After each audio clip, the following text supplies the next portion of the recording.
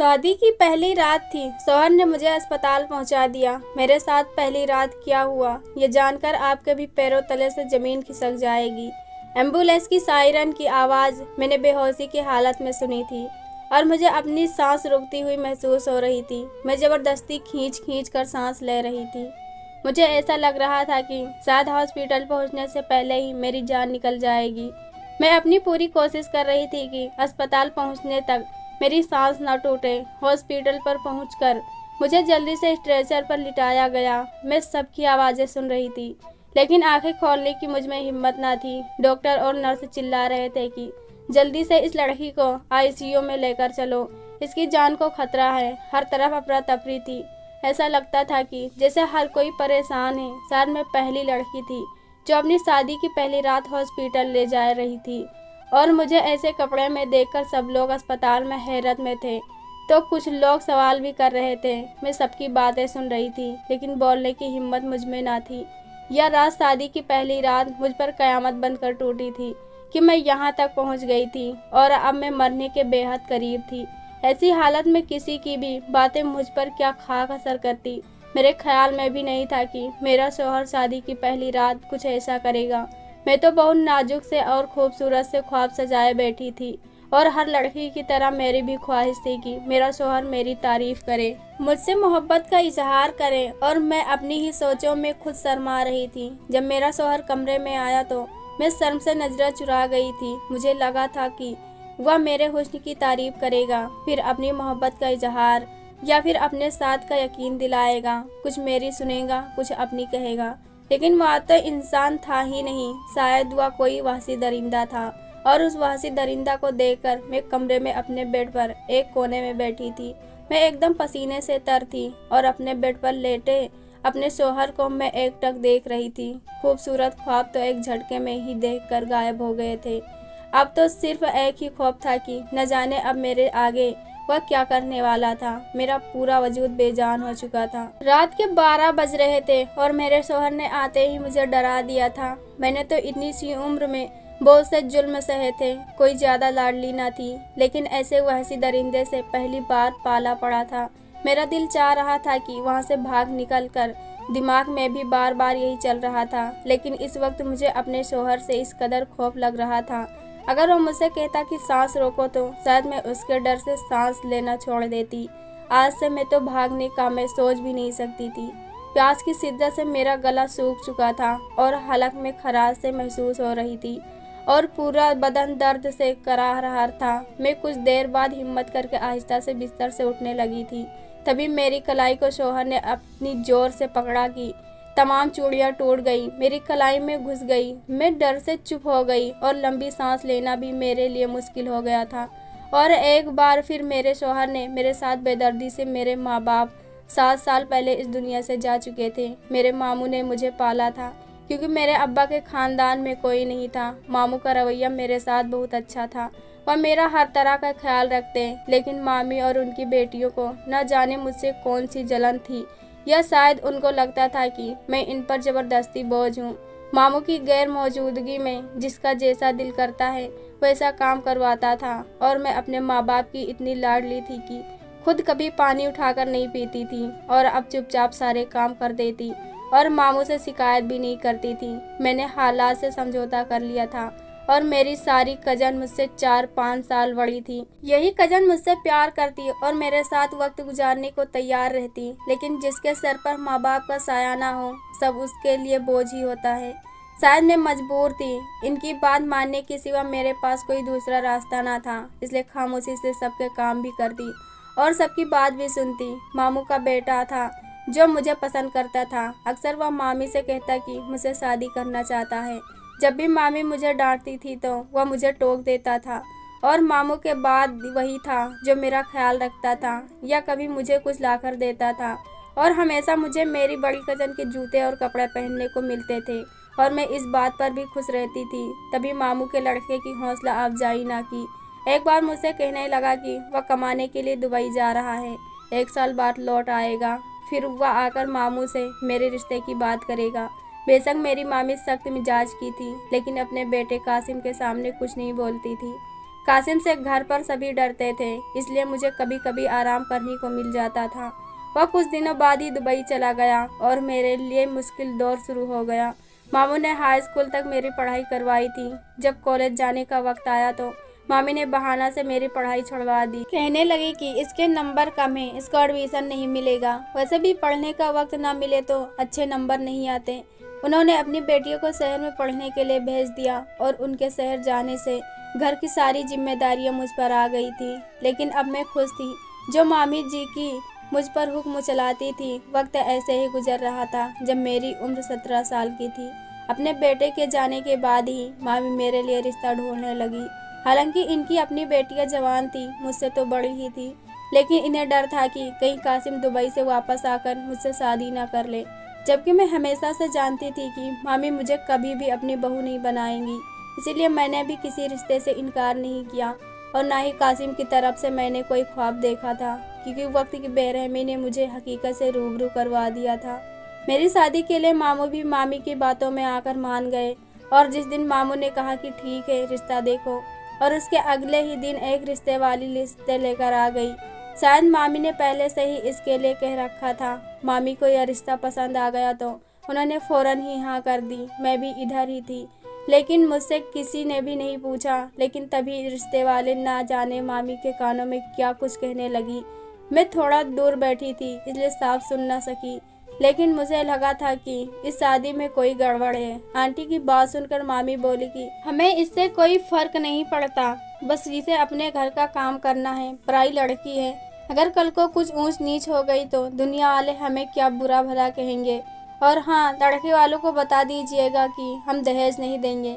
मामी ने शर्त रखने के बाद एक लड़की की तस्वीर मेरी ओर बढ़ाई और कहा कि शाम को मामू आए तो इस रिश्ते के लिए हाँ कर देना। मुझे कोई ईच नीच नहीं चाहिए, यानी सब कुछ तय करके मुझे इसका हक दे रही थी ताकि कल को इन पर कोई बात ना आए। लेकिन इससे मुझे कोई फर्क नहीं पड़ता था। मामी अंदर जा चुकी थी। मैंने खिसकते हुए जब तस्वीर को देखा तो मैं देखती ही रह गई। तस्वीर एक 27-28 साल के नौजवान के लड़के की थी। वह मुझसे 10-11 साल बड़ा था, लेकिन बहुत खूबसूरत था और हर लड़की की तरह मेरे दिल में भी अरमान था कि मेरा होने वाला शौहर खूबसूरत हो। अब उस तस्वीर को देखते हुए मैंने भी अपनी तरफ से इस रिश्ते को हाँ कर दिया था। मुझे तो इस बात की समझ नहीं आई थी कि आखिर इस रिश्ते में क्या खराबी थी जो रिश्ते वाली कान में बता रही थी। यह शायद इतना अच्छा रिश्ता देख कर कह रही थी कि अपनी बेटी के लिए देख लो। खैर जो भी था, मैं संतुष्ट थी। रात को मामू आए तो उन्हें भी पहली ही नज़र में लड़का पसंद आ गया था। अगले ही रोज लड़के की माँ रिश्ते वाली के साथ मुझे देखने आ गई और उस दिन मामी ने मुझे पहली बार अपनी तरफ से कोई अच्छा जोड़ा पहनने के लिए दिया था और उस जोड़े से मैं चमकने लगी थी। मुझे देखते ही उन्होंने पसंद कर लिया और वह काफ़ी बूढ़ी मालूम होती थी। उन्होंने कहा कि मुझे आपसे कुछ नहीं चाहिए, सिर्फ आप अपनी बेटी हमारे हवाले कर दें। इस बात ने मेरी मामी की सारी परेशानी हल कर दी थी। दरअसल मेरी होने वाली सास को कैंसर था। वह मरने से पहले अपने बेटी की शादी करना चाहती थी और इनको दहेज में कुछ नहीं चाहिए था। अगले 2 दिन के अंदर में ही मेरी शादी का इंतजाम कर लिया गया और फिर वह दिन भी आ गया जब मैं दुल्हन बनकर निकाहनामा पर साइन कर रही थी। यह वह वक्त था जब अच्छे अच्छे के पसीने छूट जाया करते थे। अपनी पूरी जिंदगी किसी के नाम करना इतना आसान तो नहीं। मेरा दूल्हा मेरे सामने ही बैठा था। मैंने एक बार नज़र उठाकर देखा था, क्योंकि अब मुझे इसके साथ ज़िंदगी बितानी थी। वह बिल्कुल सादगी के साथ वहाँ बैठे थे और मौलवी साहब ने जब निकाह करवाया तो काफ़ी देर के बाद उन्होंने निकाह कबूल किया था। या शायद वह भी मेरी तरह अपनी ज़िंदगी में किसी दूसरे को शामिल करने से परेशान हो रहे थे। लेकिन हम दोनों की जोड़ी को देखकर हर कोई सराह रहा था। विदाई के वक्त मेरे माँ बाप बहुत याद आए थे। मुझे काश वह आज के दिन जिंदा होते। मैं मामू के गले लगकर बहुत देर तक रोती रही, क्योंकि उनसे मुझे माँ की खुशबू आती थी, जबकि मामी ने मुझे गले लगाने से भी हिचकिचाई थी। लेकिन दुनिया दिखावे को 4 आंसू भी बहाए थे और कुछ देर बाद में मैं विदा होकर अपने ससुराल आ गई थी। अपनी ज़िंदगी की नई शुरुआत करने जा रही थी। जैसे ही गाड़ी शहर में आकर रुकी तो मेरा शौहर करीब लंबे लंबे कदम उठाकर अंदर चला गया। उसके इस अंदाज ने मुझे थोड़ा शर्मिंदगी में ढकेल दिया।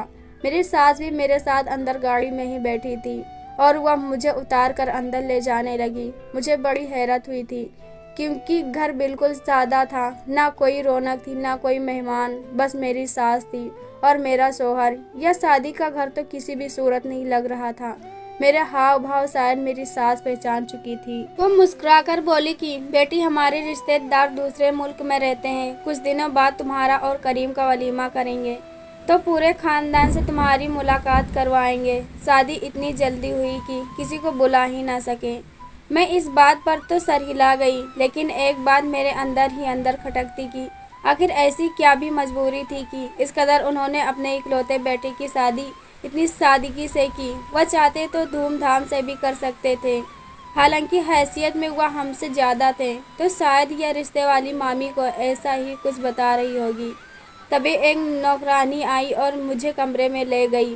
पूरा कमरा गुलाब की पत्तियों से सजाया गया था। कमरे की सजावट मुझे बहुत अच्छा लगा था। मैं बेड पर बैठी यही सोच रही थी कि न जाने करीम का मुझे देखकर क्या रिएक्शन होगा, मेरे लिए वो क्या महसूस करते हैं। मेरी तस्वीर तो उन्होंने देखी होगी, क्या मैं अभी भी इनको पसंद आई हूँ? ये सारे सवाल मेरे दिमाग में चल रहे थे। तभी वॉशरूम का दरवाजा खुला और करीम तौलिए से अपना मुंह पोंछते हुए बाहर निकले। यह देखकर मुझे झटका लगा था कि उन्होंने अपनी शेरवानी बदलकर नॉर्मल कपड़े पहन लिए थे। वह मुझे पूरी तरह से नज़रअंदाज करते अब आईने के सामने खड़े कंघी कर रहे थे। मुझे यह सब बहुत अजीब लग रहा था। मैं सर उठाए इनको देख रही थी। तभी आईने में इनको मेरा चेहरा नजर आया और कंघी करते हुए रुक गए। वह पीछे मुड़ गए और आहिस्ता आहिस्ता मेरी तरफ बढ़ने लगे। ऐसा लग रहा था कि जैसे वह मेरी यहाँ पर मौजूदगी से बिल्कुल अनजान हो। उनके इस अजनबी अंदाज ने मुझे अंदर से डरा दिया और वह गुस्से से देखते हुए मेरी तरफ बोले, तुम यहाँ क्या कर रही हो? क्या तुम्हें एक बार समझ में नहीं आया? यहाँ से दफा हो जाओ। तुम्हारी हिम्मत कैसे हुई मेरे कमरे में कदम रखने की, मेरे बिस्तर पर आकर बैठने की? मैं तुम्हें जान से मार दूंगा। तुरंत कमरे से बाहर निकल जाओ। मैं डरते बेड से नीचे उतरी। आखिर कासिम को क्या हो गया था? मैं डर रही थी। तभी करीम गुस्से से आग बबूला होकर मेरे गले को पकड़ लिया था। मेरी सांस रुकी चुकी थी और मैं गला छुड़ाने के लिए हाथ पैर मार रही थी। बड़ी मुश्किल से हो रही थी और मैंने कहा कि छोड़िए, मेरी सांस रुक चुकी है। लेकिन करीम पर तो कोई भूत सवार हो चुका था। वह मेरा गला दबोचकर पूरी तरह से छोड़ चुके थे। मेरा सर चकरा कर बेड में लड़ा था। मेरा सर फूट चुका था और खून निकल रहा था। मुझे अपनी मौत नजर आ रही थी। मगर ऐनी कौन थी? मेरा नाम तो आयुषी था। करीम इससे पहले कुछ कहते तो मैंने कहा कि आप मेरे साथ ऐसा क्यों कर रहे हैं? मेरा नाम ऐनी नहीं आयुषी है। मैं बीबी हूँ आपकी।